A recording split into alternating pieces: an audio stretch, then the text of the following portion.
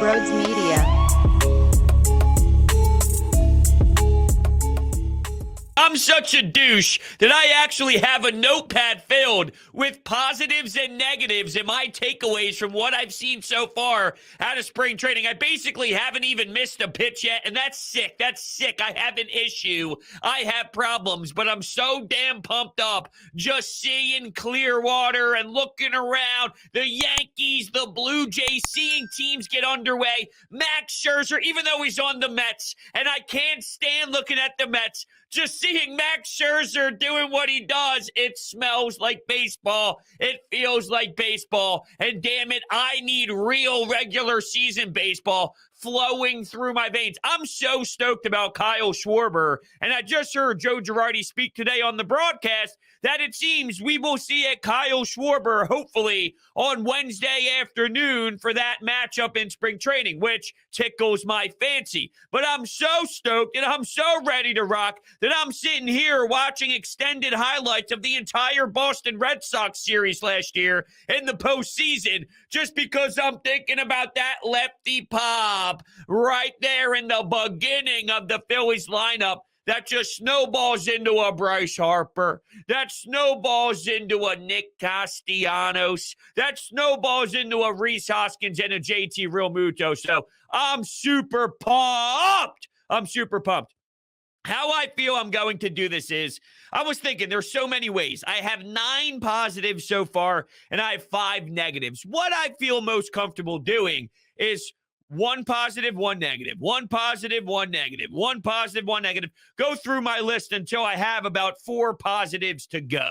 So before we get into the action, if you are new to the channel, make sure you're hitting that subscribe button and you're hitting that thumbs up button as well. I greatly appreciate it. We got a lot going on right now in the sports world, specifically with the Sixers and the Phillies, and there's a lot happening. The Eagles are making some signings, so make sure you hit that subscribe button. If you're looking to buy tickets to go to any event out there, you can utilize the promo code Brodes at SeatGeek's checkout page for $20 off. There's so many great prices happening right now, and I'm basically eliminating those fees for you. You can put that towards parking.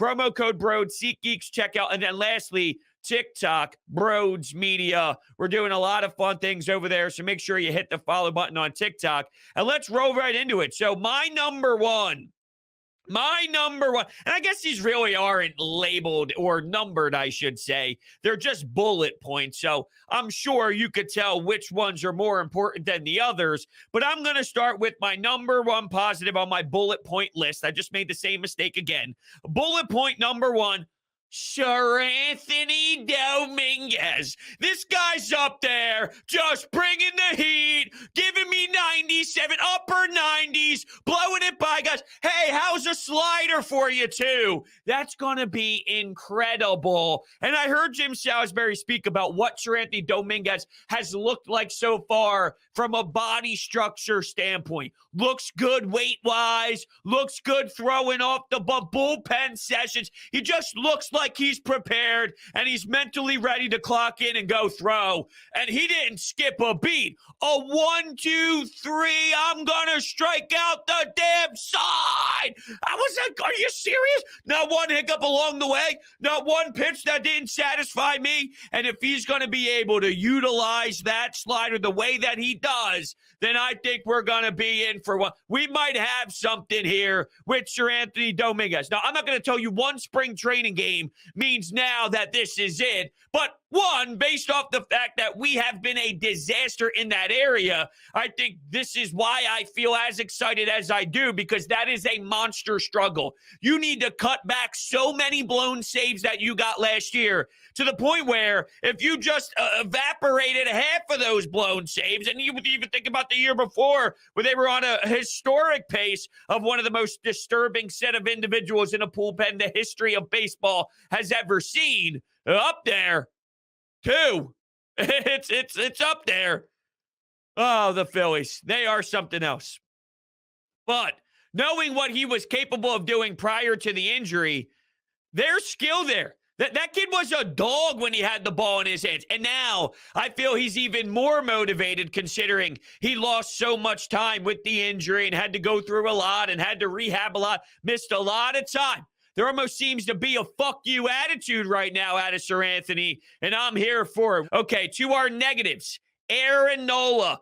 So Aaron Nola faced the Blue Jays. A couple two-strike counts was blasted, and one guy happened to be Vlad Guerrero Jr. We know how insane Vlad Guerrero Jr. is. And I'm sure you're working on some things, and obviously you're not your full throwing maximum if you're Aaron Nola, but an 0-2 count and Vlad Guerrero Jr. takes it over the wall, and there's probably 9,000 feet past the wall. I still think right now today, as you're listening to the show, the ball is still moving in the air, trying to find somewhere to land. That's how much he tattooed the living hell out of it. But I'm not going to over analyze it and just say that, well, Aaron Nola's screwed now because of a two-strike homer. And then there was another two-strike homer. And going back to last year, it was such a glaring problem with not just Aaron Nola, but a lot of the pitching staff in general, which it probably came down to theory and their beliefs and how they wanted to approach certain hitters and how they were targeting the strike zone a certain way when it was an 0-2 count or when it was a 1-2 counter. I mean, specifically Aaron Nola on full counts, you could see the damage that other players did to him. It was a scary sight. It just shouldn't happen at the rate that it does. But when he doesn't have his fastball command, and on top of it, his velocity isn't overpowering. So he starts to nibble with some off speed. He starts to bounce around the plate a bit. And then when you don't feel as smooth as you need to with your fastball command, then maybe you hang something over the middle of the plate. And in this league, when you make a mistake, yeah, there's an opponent on the other side that's ready to barrel it up and definitely hit one off the wall, drive one off the wall, get a stand-up double, knock in a couple runs, or just your traditional how do you do and taking a nice jog and trot around the bases. So that's the problem for Aaron Nola dating back to last season. Let's go to my second bullet point of my positives.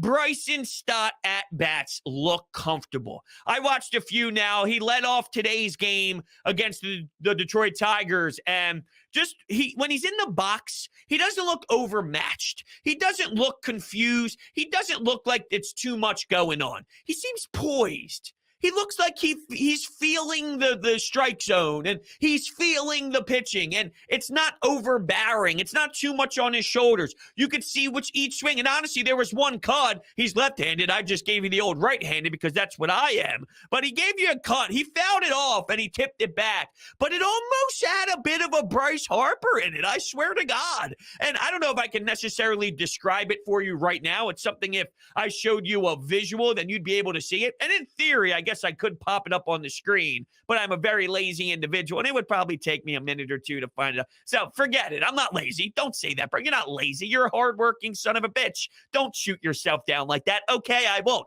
Anyway, I'll continue.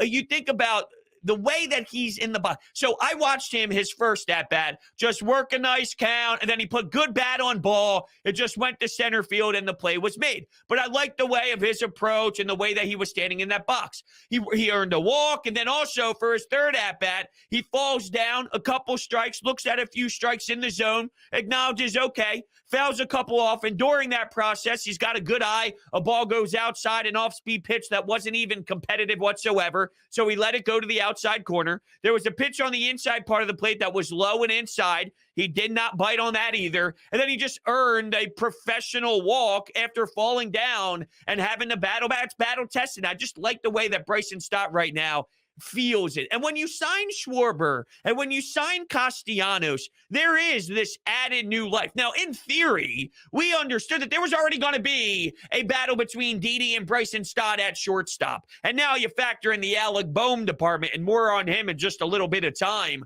But even now, third base is possibly open up, where how ironic that we were talking about a shortstop platoon, really a center field platoon, and then possibly a shortstop platoon, or not really a platoon, but I guess two players trying to battle out who's going to win that job. But now all of a sudden the left side of the infield is just a wild card, and it's a big question mark.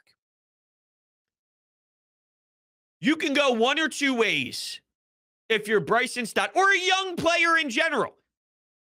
when your organization starts bringing in some serious boppers, some serious home run power. It changes the narrative about what you are. Now, you could technically hide Bryson Stott a bit more, where everyone's going to be invested in Bryce Harper, Gene Segura, JT Realmuto, Nick Castellanos, Kyle Schwarber, where Bryson Stott living in the ninth hole and being a 9-hole hitter, he could just focus on playing good defense. You know the team stinks in that department, so bring some sort of positive in that area. Be that, and then you could just be the bottom of the ninth, the bottom of the batting order, hitting ninth, and don't worry about it. If you hit 190 in the first couple of months, first 2 months or so, just keep plucking away. You'll be worried about all those top players in your batting order. I mean, maybe there's something to that. But you can see with Alec Bohm that I think there's already this noise, the circulation, the monkeys on the shoulders type of thing for Alec Bohm, and he's doing the complete opposite. While one guy is seizing the moment and seizing the opportunity, the other guy is just a disaster. Alec Bohm is a complete mess right now. He did a horrendous job in the field in this game against the Tigers on, is it Tuesday afternoon, where he had to bare hand the ball. He definitely did with one hand, but he couldn't do it. He bobbled it. And realistically, it would have been a bang-bang play at first base anyway. But it's really about the principle. It's about the point of, hey, boom, this is Major League Baseball, and you're a third baseman. You have to make that play. It's just unacceptable where you got to at least make it a potential play at first base, because now hitters know, right? If they know you're a third baseman who can kind of get in a tough area and kind of make something happen possibly, it's added pressure on the hitter getting out of the box, and it changes everything. Where Alec Bohm, you are so bad. And then there's a play where he's going to his left. He scoops up the ground ball. He throws the ball to Hall over at first base, and he takes him off the bag because the throw is 5 feet wide to Hall's left and to Alec Bohm's right. If you're looking at it from behind Alec Bohm's perspective, throwing the ball to first base, he takes him off the bag by 5 feet. Now the player's safe at first. That's a simple, basic Major League Baseball play. So he was terrible in the field, absolutely terrible at the fielding position. And then you see him at the plate, popping it up, dinky little ground ball to the first base side. They turn 2 on him. So for as much as I'm praising how Bryson Stott seems cool right now and the moment's not getting too big, it's the complete opposite for Alec Bohm, who it might get to a point where he's unplayable. And I'm sure, knowing the history of what Alec Bohm has provided for this organization last season, and Dave Dombrowski was vocal. He did claim that he's our guy, but I think he did that to try and build his confidence. He's going to be our starting third baseman. He's got a lot to work on. He needs to focus on the hitting. He's got to focus on the fielding as well. And now that you got 9,000 DHs, it makes it more difficult to plug him in just as a DH spot, which would have been nice, but then your team probably would have stunk because you don't have the bats that we're all excited about right now. I know Austin Riley is the example that people bring up on someone that did have some tough earlier moments in the career, get sent down, kind of work their way back, start at the back end of the batting order, and then continue to creep forward as your confidence grew. But with Alec Bohm, it might be one of those. And when you do the smell test, it smells like something that just might not work out. Now, the fear is, and I was talking to one of my buddies about it, you end up moving on from Alec Bohm, and what happens? He goes to an AL team or he goes to a different team, and he starts to really rake. Now, you got Kevin Long, and if you're excited about a hitting coach that specifically brought the best out of Kyle Schwarber, maybe there's something to be said about Alec Bohm, and there's just not enough time yet for it to fully resonate, and you get the bit of the jitters because you know that there's a lot of talking points towards Alec Bohm already, so he just needs a little bit of time to get out of that. It's just spring training. I have to remind myself that because I enjoyed talking about it, and I enjoy watching every pitch of spring training. At the same time, though, I think that there's a line. So understand that these guys haven't seen ball in a while. Understand, too, that there was a lockout. You didn't really know when you were going to be back on the diamond or be back in Florida and get your season rolling, even though you have to stay prepared, and that's part of your job duties, knowing that there's a back and forth in the negotiation that, hey, at some point we are going to come to an agreement, and when we do, I have to step on that field and put my cleats out there and be able to perform because this team desperately needs me at third base. I do not feel good about Alec Bohm at all.